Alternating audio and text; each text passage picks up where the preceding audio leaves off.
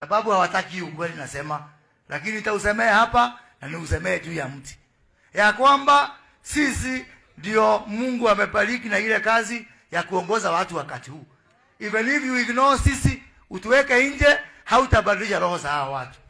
Na wasipobadilika, by the time tuenda hiyo mikutano ingine huko Nakuru, ile mliona Meru ni rihaso. Mambo bado, hiyo ilikuwa kionjo. Sababu wananchi si wapumbavu. Lakini tutakaa chini, tutamtafuta rais wetu, tumwambie hawa mikora ni pesa tu yako wanakula. Sio mambo ya raia wako na haja nayo. Sisi ndio hakuna siku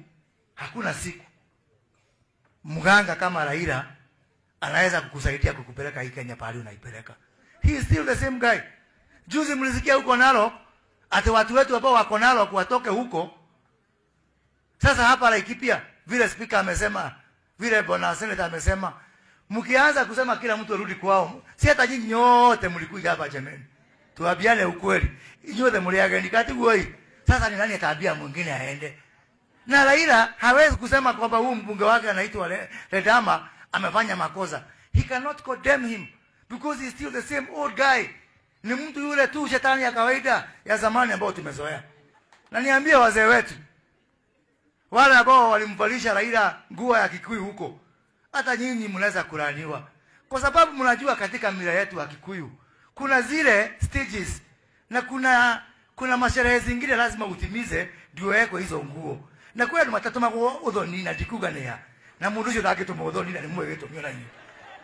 Na gutikoba mundu cio githini uru muno. Ni uru muno kurigana na mitugo itu mundu tekete ati ni undu wa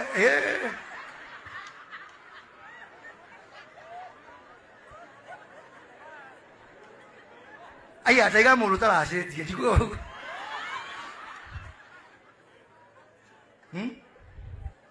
Kwa sababu utamaduni vijana hata sasa ndio kwetu. Zamani ile aibu tuliona. Lineup imepangwa. Hata hao ndio serikali ya kesho. Na wale anawaita ni yule mtu tulishinda. Me I want to declare here in Kinamba. Raila Odinga, you are not going to decide who are the leaders of our region. Atotole rado Raila huo sijui Peter Kenneth, sijui nani. Na wale wote napigisha laini ni wale watu wote wamekataliwa na raia. Kazi yetu yake hiyo. Tunamotoa muru.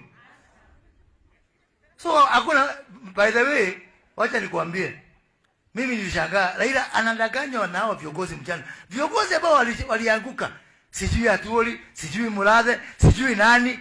Hawa wote hata makula ya bibi zao hawawezi wakagarantii mtu. Na hata sasa ndio watamfanya Raila president. Hiyo uwanja ilikuwa na watu kama 30,000.